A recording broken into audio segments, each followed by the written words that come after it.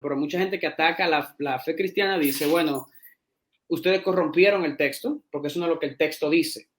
El texto ahí no dice que horadaron nada. Lo que ahí aparece, ¿verdad? Es como león. Mm.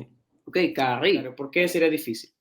Sí, para mí es un problema porque, pues, me gustaría en cuanto al texto, la sintaxis, la organización de la gramática del versículo, sería más fácil con un verbo. No es posible, no es imposible no tener un verbo, pero yo preferiría un verbo, ¿verdad? Como todas las versiones antiguas, prácticamente todas las traducciones modernas tienen un verbo.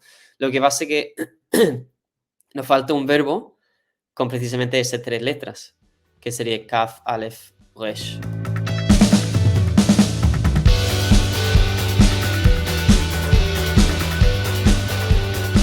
Hola nuevamente, queridos amigos que sintonizan Amando tu Tanaj. Este es un episodio más, ¿verdad? Donde, como siempre decimos en este podcast, nuestra misión es contribuir a que la iglesia recupere el amor por el Antiguo Testamento. Y en este episodio tenemos uno de esos episodios, ¿verdad? Interesante, donde traemos un académico, un erudito, a la mesa, ¿verdad? Y conversamos con él, le hacemos preguntas y tenemos una conversación. Y tenemos una pregunta por delante bien grande. Por lo tanto, hemos decidido traer a alguien precisamente que está trabajando en eso mismo. La pregunta que tenemos por delante es, ¿el Salmo 22:17 profetiza acerca de Jesús o es un invento de los cristianos? Y van a entender por qué nos referimos a eso. Vamos a entrar un poquito al hebreo en el día de hoy. Pero antes de traer a mi invitado, permítanme simplemente darle una pequeña introducción y para que entiendan por qué vamos a conversar con él precisamente hoy, que vamos a conversar de este salmo en particular. Yo sé que estamos trabajando en los profetas, ¿verdad? Pero eso es un pequeño paréntesis en nuestra serie. Y vamos a estar conversando con Ian Atkinson, que precisamente tiene una preparación en el Southern, tiene su MDiv del Southern, pero tiene un doctorado, un PhD en hebreo bíblico de la Universidad, permítanme ver si lo pronuncio bien, es Stellenbosch. Y trabaja actualmente como exégeta en Cambridge DDR Bible Research, precisamente en el proyecto de los Salmos. ¿Ok? Ian, gracias por aceptar nuestra invitación. Un placer tenerte aquí con nosotros. Igualmente. Ok, estoy pronunciando tu nombre bien, tu nombre, Ian. Sí, sí, Ok, sí. ok. No me permitas pronunciarlo mal, ¿ok? No pasa nada. Entonces, tenemos una pregunta por delante interesante. Yo te comentaba que precisamente mi investigación, el área en la que yo más o menos trabajo es con la literatura profética y específicamente con el tema mesiánico, ¿ok? Profecías mesiánicas y la literatura profética. En eso que estoy trabajando ahora mismo. Y me interesó mucho un tweet que tú colocaste donde tú empezabas hablando sobre un escrito de los rollos del mar muerto, ¿es cierto? Ujú. Y, y desarrollar precisamente el Salmo 22:17, que sería bueno que empezáramos leyendo, pero antes permíteme preguntarte de qué se trata la investigación de forma breve, cómo tú pudieras decirnos la investigación de los salmos que tú estás haciendo en Cambridge. Sí, sí, bueno, Cambridge Digital Bible Research es, digamos, una rama digital de tipo Tyndale House. Entonces, lo que nos dedicamos a es un proyecto que proporcionamos recursos exegéticos para equipos de traducción bíblica. Entonces, lo que a lo mejor un traductor bíblico no tiene tiempo, recursos, formación académica, sobre todo tiempo y recursos, intentamos proporcionar recursos exegéticos y estudios nuestros para que hagan su trabajo mejor, para apoyar una traducción de mejor calidad, precisamente en el libro de Salmos. Entonces, pues este año tenemos un equipo de 12 personas más o menos y estamos con un salmo o dos cada uno, trabajando de aquí a julio. Son 6 meses, de enero a julio, al principio de julio. Así que a mí me ha tocado el Salmo 22 y el Salmo 24. Y se llama layer by layer, capo por capo, porque precisamente vamos cada 2 semanas, analizamos pues la gramática, la sintaxis y después semántica, semántica de las frases, semántica de los verbos, sería otro par de semanas. Entonces ahora mismo justamente estamos en la semántica de las frases, ¿no? Y a la vez proporcionamos vídeos, sobre todo un vídeo de un panorama del Salmo entero, un vídeo de sus aspectos poéticos y un vídeo sobre algunos asuntos exegéticos, normalmente 3, los top 3, ¿cómo se llama? Top 3 de los asuntos exegéticos quizás más importantes para traducir el Salmo de forma fiel. Así que uno de Salmo 22 va a ser este versículo porque es muy importante que lo entendamos bien. Claro, sería bueno empezar leyendo el versículo. No sé si lo tienes a mano ahí. Sí. Vamos a empezar leyendo el versículo para que la gente pueda, ¿verdad?, entender a qué tú te refieres con eso. ¿En el hebreo o en español o como lo queramos? Bueno, por mí estaría bien en hebreo, ¿verdad? Pero nuestra audiencia necesita entenderlo en español. Okay, o sea, que puedes traducirlo directamente si quieres, como gustes. Déjame yo buscarlo aquí también. Uh-huh.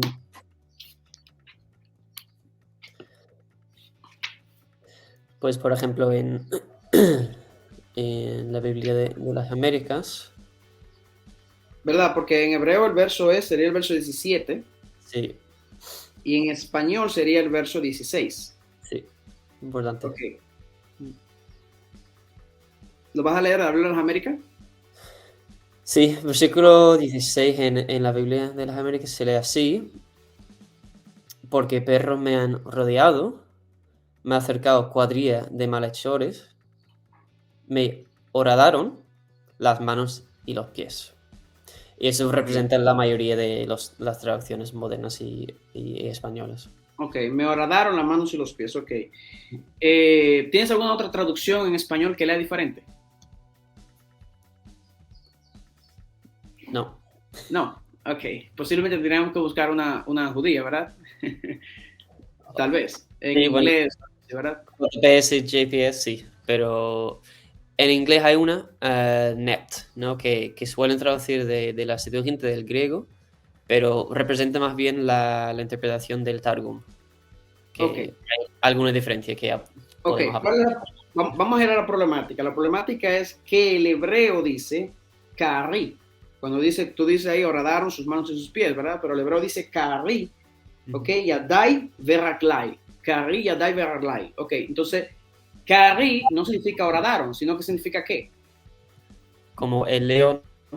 Como león, mis manos y mis pies, ¿cierto? Entonces, mi primera pregunta para ti, Ian, ya que tú estás haciendo esa investigación, y recuerden cuál es el tema, el tópico de nuestro episodio hoy, es prácticamente el siguiente, el Salmo 22:17, el Salmo que acabo de leer, Ian, porque dice acerca de Jesús, o es un invento de los cristianos, o ¿verdad? Porque se ha acusado muchas veces, bueno, los cristianos vinieron con ese invento de horadar, pero el Salmo lo que dice ahí es como león, mis manos y mis pies, no dice horadar. Entonces, mi primera pregunta para ti, Ian, es, o sea, ¿cuál es la problemática? ¿Cuál es la problemática que tú describías y tú hablabas en ese tweet? Si tú pudieras desglosarlo en 1, 2 o 3 minutos. Sí, pues el problema empieza, bueno, como dice la pregunta aquí, es un invento de los cristianos. No creo que sea posible, porque el problema ya se introduce mucho antes del primer siglo. Si tenemos traducciones de antemano, sea los rollos de Mar Muerto, o sea del griego, de la Septuaginta, ahí ya entra con problema, porque hay un verbo en esta frase en todas las versiones antiguas. Un momento. Déjalo para atrás. Tú decías que si entramos con la Septuaginta, ¿qué pasa? Que hay un verbo, entonces no es como el león.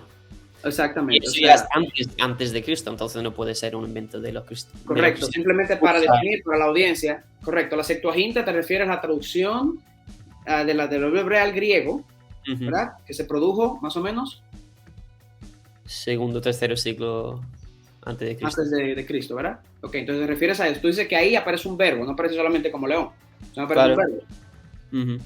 Entonces en el texto masorético, que es el texto que tú estás estudiando, ¿verdad? Que es el texto donde todas las traducciones se basan, ¿cierto? Nuestro texto base para la Biblia Antiguo Testamento dice como león solamente, no tiene lo otro. Entonces, ¿cuál es tenemos esa, tú dices, bueno, ok, vamos a quitar ese argumento del medio, que ya no es un invento de los cristianos, porque hay un verbo allí, ¿cierto? Tú decías. En el griego, que fue antes de Cristo, sea un verbo, y en prácticamente todas las versiones antiguas, sea antes de Cristo o sea quizás quinto o sexto siglo, pues también verbos o, interesante, una combinación de como el león y un verbo en el arameo, por ejemplo.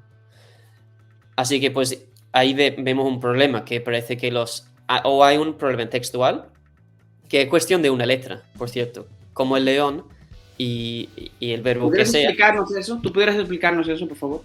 Sí, pues como el león sería una preposición, kaf, y agui sería una posible forma de la palabra león, ¿no?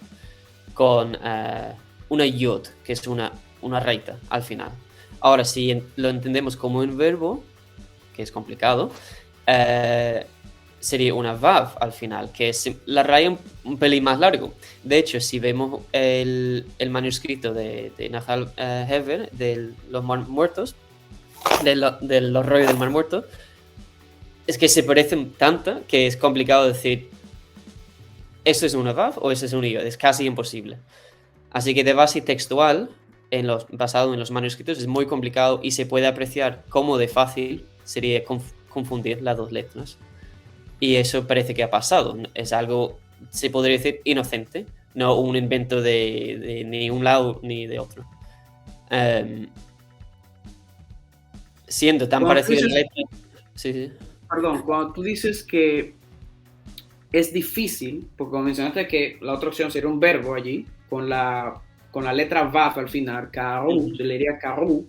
Entonces, con la letra VAF al final, tú dices que sería difícil. ¿Por qué tú mencionabas, hiciste ese pequeño comentario? ¿Por qué sería difícil?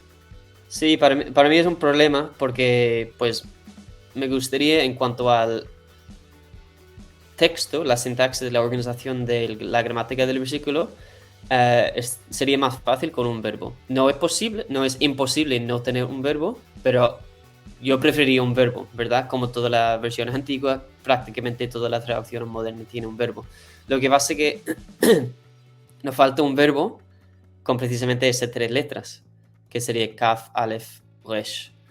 Y se suele proponer, pues, otro verbo, otro tipo de verbos que sean parecidos, pero el origen y el desarrollo de qué sería el verbo original para mí es un poco complicado y se ha perdido algo muy antiguamente basado en esa letra. Aún así es curioso Te que refieres a la última letra, ¿verdad? Basada en la última letra. sí, pero sí es curioso que todas las traducciones antiguas optan por un verbo, sea cual sea el verbo en sí. Claro, lo que pasa es que, como tú sabes, y explicar a la audiencia, la sintaxis ahí te demanda un verbo, o sea, tú necesitas un verbo ahí. Sí, no, porque en la poesía bíblica no creo que haya un problema al tener una frase con una elipsis, que una elipsis es simplemente repetir la misma idea de la frase anterior y adoptar el mismo verbo, la misma idea verbal de la frase anterior. Sí, Entonces sería muy normal. De hecho, en este salmo hay 5 o 6 ocasiones que pasa lo mismo. Sí, pero lo que me refiero es el problema es que precisamente se esperaría un verbo por la misma estructura del salmo. O sea, cuando tú lees el salmo, tú sientes que hay algo faltando. Incluso muy buenos, para que vean que no es algo de los cristianos, porque esa siempre ha sido la acusación. Bueno, los cristianos que no saben hebreo, ¿verdad? Que es un sinnúmero de cosas. Hay un sinnúmero de eruditos académicos judíos aquí en Israel que reconocen, son personas que manejan muy bien el hebreo, reconocen la necesidad de un verbo, que no son ni siquiera cristianos. Y ellos entienden y reconocen la necesidad de un verbo. Porque incluso la misma palabra kari, que es como león, ¿verdad? Todas las veces que aparece en la Biblia hebrea, siempre aparece acompañado de un verbo. Con la única excepción de ese versículo. O sea, por eso digo, cuando tú estudias todo, ¿verdad? Como un todo, tú ves la necesidad del verbo ahí. Yo entiendo lo que tú dices, es correcto lo que tú dices, la elipsis ahí es correcto, pero a la luz de esa comparación, es como muy fuerte no tener el verbo ahí. Como que La comparación de cómo se usa Kari en otros sitios de de la Biblia hebrea o cuál comparación? Perdón, no te entendí. ¿Otra vez la pregunta? ¿En qué comparación? Ha dicho, a la luz de esa comparación, se esperaría un verbo. ¿A qué comparación? Con el uso de No, carry. con el uso de carry, correcto, con el uso de esa forma en toda la Biblia, cada vez que se usa siempre viene acompañado de un verbo. Incluso cuando tú separas también la palabra Yadai Veraklai, que es mis manos y mis pies, y la colocas también, siempre viene acompañado con algo. ¿Qué es lo que le vas a hacer a mis manos y mis pies? Incluso cuando tú buscas cuando se usa juntos, no separado, cuando se usan juntos, Yadai Veraklai, juntos, siempre se indica qué es lo que se va a hacer al Yadai Veraklai. O sea, por dos lados, no solamente Kari, que es lo que dice, ¿verdad? Como León, sino la otra parte o sea, tú tienes dos frases ahí que es difícil sin verbo, es muy difícil. O sea, a la luz del resto.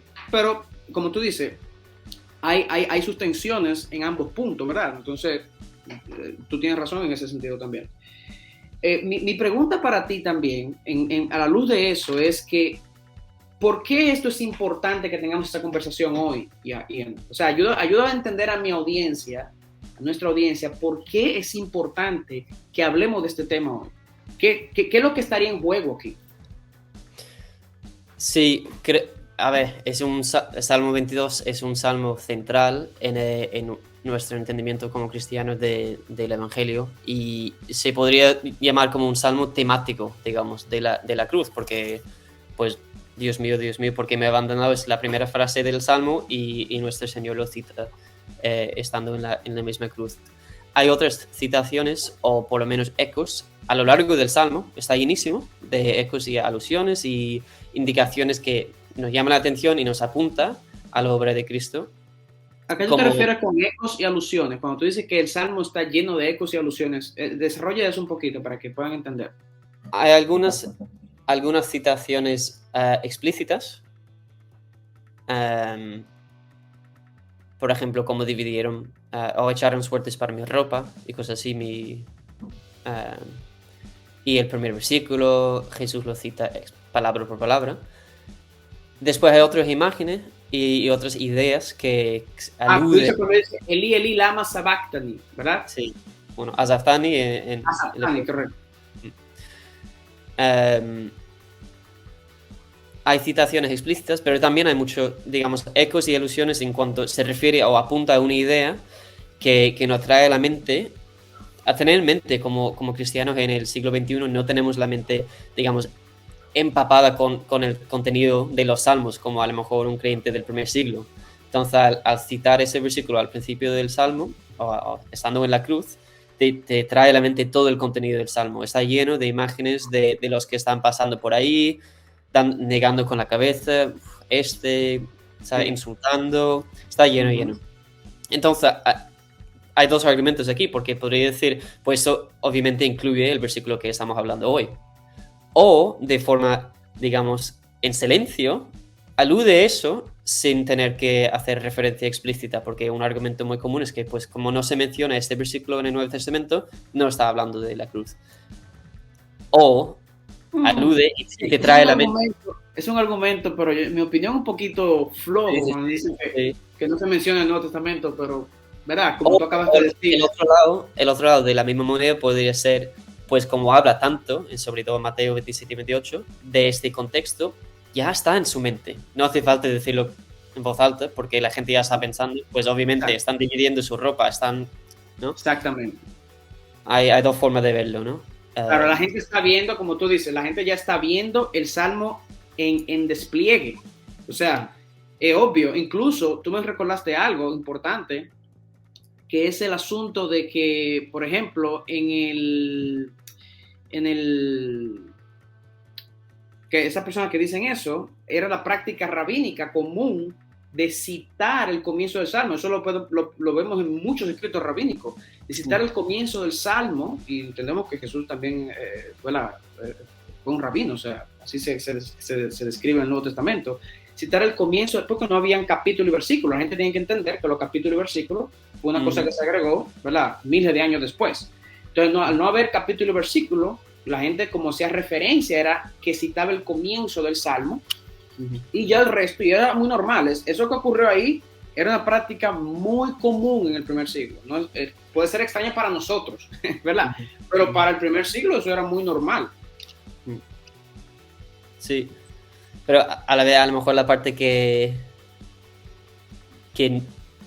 nos chocaría es que sin esta frase el Salmo aún así está lleno de contenido, digamos, del Evangelio. No perderíamos, en mi opinión, al tenerlo como león, no perderíamos la naturaleza evangélica, digamos, del Salmo.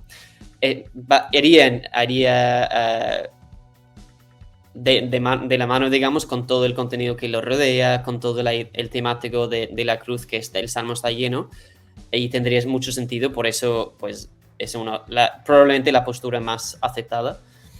Lo único que a lo mejor me cuesta a mí es, como muchos otros, no veo tanto problema con el texto hebreo en sí, y aún así eso no quita la parte de que el Salmo está hablando del sufrimiento del Mesías.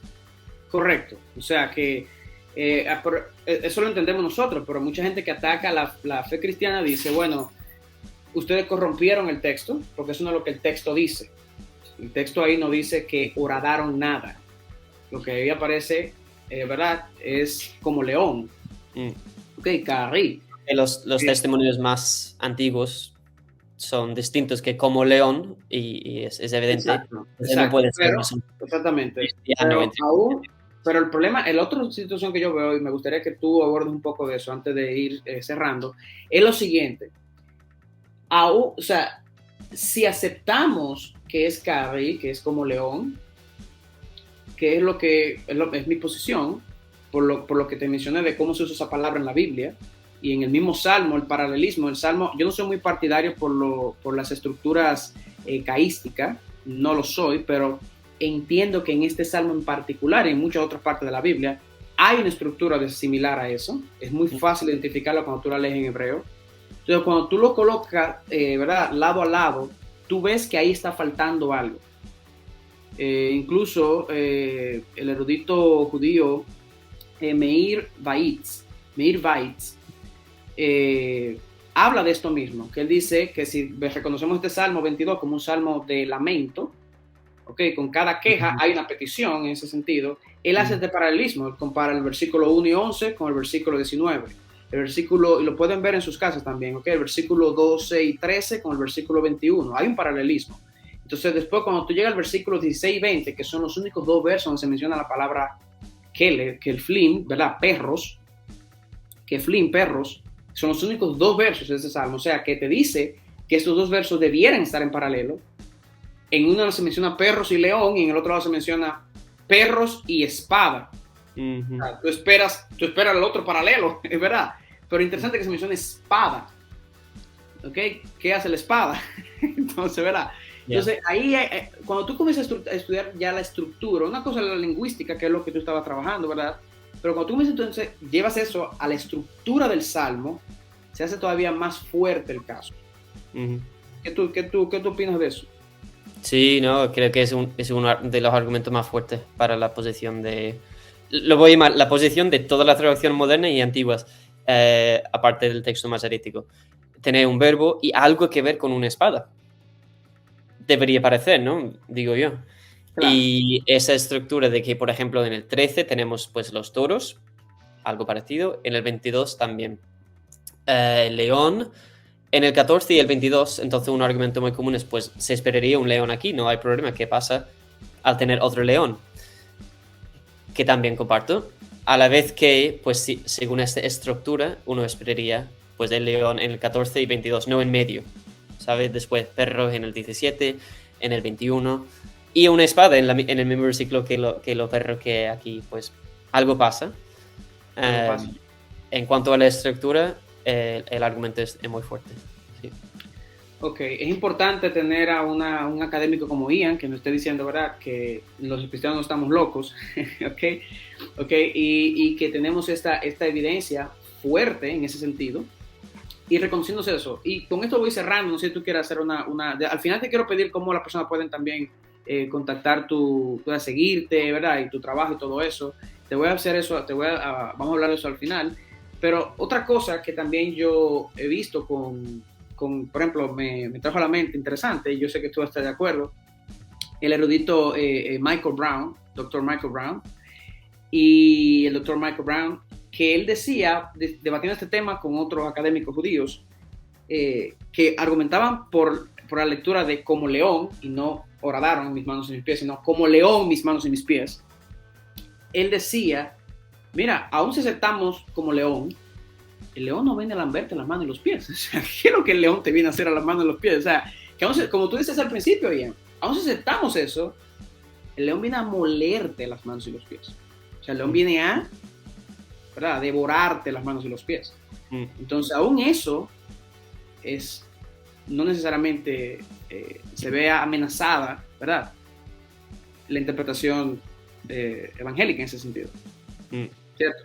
No creo que afecte tanto esa lectura. Y un dato curioso es, como digo, el arameo, siglo del V al VII, tiene las dos cosas. Entonces hay un entendimiento a nivel textual, un verbo es como león, o el arameo, muchísimo más tarde, ¿no?, está desarrollando esa idea y dice devora mis manos y mis pies como un león. Entonces tiene las dos cosas, y es curioso que parece que hay una confusión aquí que ha durado muchos siglos en cuanto al texto. Interesante que ese arameo que tú mencionas, que ¿de qué manuscrito es? Si lo recuerdas. Targum Salmos. Ok, es un Targum. Okay. ¿Qué es vamos a definir eso para la audiencia también antes de eso. Cuando tú has mencionado varias veces Targum, ¿verdad? ¿Cómo definirías eso? ¿A qué te estás refiriendo cuando dices eso? Sobre todo una traducción al arameo, que sería la lengua más comúnmente hablada en aquel entonces, y un poco como una traducción libre y moderna, con mucha interpretación y explicación desde su bien dinámica, correcto. Sí. Correcto, bien interpretativa. Y el Targum es, ¿verdad?, un documento recopilado por cientos de años, ¿verdad?, de las diferentes traducciones o interpretaciones, que es lo mismo, de los rabinos al texto. Y se compiló y se le llama Targum. A eso que tú te refieres. No solamente interesante que ellos suplen las dos cosas ahí en el Targum, lo mezclan, sino que ellos agregan un verbo. ¿Ves? O sea, hay que agregar, para que haga sentido, tiene que haber un verbo ahí. Por lo menos a la luz, claro, a la luz de el uso común bíblico que se le da a ese término, junto también con el uso de Yadai Berraklein, mis manos y mis pies. O sea, ok, bueno, Ian, gracias. Este tipo de temas nosotros tenemos que traer, ¿verdad?, académicos como tú, que está trabajando en Cambridge con precisamente ese mismo, con los salmos, y precisamente con este salmo, para simplemente aclarar preguntas. Yo, que vivo en Israel, te puedo decir que este es un tema muy debatido aquí en Israel, entre, ¿verdad?, judíos que no creen en Jesús y judíos que creen en Jesús, porque, por cierto, damos un paréntesis, muchas personas dicen, el judío puede ser judío y creer en Jesús, no hay ningún problema con eso, ¿ok? Tengo que aclarar eso. Entonces, hay judíos que creen en Jesús y hay judíos que no creen en Jesús. Entonces, eso es un tema muy candente aquí, y es bueno darle herramienta a la iglesia, ¿verdad?, para que sepa que lo que tenemos en nuestras manos es fiel, tiene un buen soporte, ¿okay? No es un invento cristiano, como decía Ian. Tenemos evidencia de los propios hermanos muertos mucho antes de la fe cristiana, que ya estaban lidiando con este asunto. O sea que, muchas gracias, Ian. ¿Dónde la persona puede encontrar tu trabajo, Ian? ¿Dónde te pueden encontrar en las redes sociales y el trabajo que estás haciendo? Se puede ver todos los recursos que estamos desarrollando en una página abierta. ¿Puedo poner el link exacto o...? Sí, puedes poner... Yo incluso lo voy a poner en la descripción de este documentario, no hay problema. Yo lo voy a poner en la descripción del video, ¿ok? Sí. ¿Puedes decir la página por lo menos? ¿La página audible, puedes decir? Sí, la página del equipo, como estamos trabajando, tenemos unos 20 salmos ya hechos, entonces se puede ver el resultado de eso y lo que estamos en proceso todavía. Y mi Twitter ¿cuál es la página? Di la página, para las personas que no escuchan en la radio, di la página. Sí, la recuerdas, ¿verdad? Porque si no... Sí, lo tengo aquí. Claro. Está en inglés. Psalms, con P al principio. .cdbr, Cambridge Digital Bible Research, ¿no? cdbr.org. Okay. Ahí está todo. Okay. ¿Y en las redes sociales dónde te pueden encontrar las personas? Tu cuenta de Twitter, me imagino, ¿verdad? Sí. Que ahora busco. Que sería, ajá, sí, mi nombre en Twitter es Ian. ah, Ian, guión bajo, no sé cómo se llama. ajá, Guión guión bajo. bajo. T, Ujú. guión bajo, Atkinson, mi apellido. Ok, ok, perfecto. Muy bien, ahí lo tienen. Ian, gracias hermano, un placer. Esperamos que tengamos otro tipo de conversación de este tipo. Intentamos hacer nuestro mejor esfuerzo de mantener la conversación, ¿verdad?, bien entendible, porque esto puede sonar, se puede ir muy técnico fácilmente. Ok, así que muchas gracias, Ian. Bendiciones, hermano. Muchas Nada, a ti, gracias. gracias. Ok, bueno, eso fue todo por hoy. Espero que puedan sacarle provecho a este episodio, puedan estudiar estos temas y esperen más episodios como estos, ¿ok? Donde vamos a traer un invitado, un académico a hablar y a conversar sobre temas de este tipo. Así que gracias por sintonizar Amando tu Tanaj. Comparte el video, dale likes, ¿ok? Porque de esa manera YouTube tiene un algoritmo que nos puede colocar los videos. Así que bendiciones, shalom, bye bye.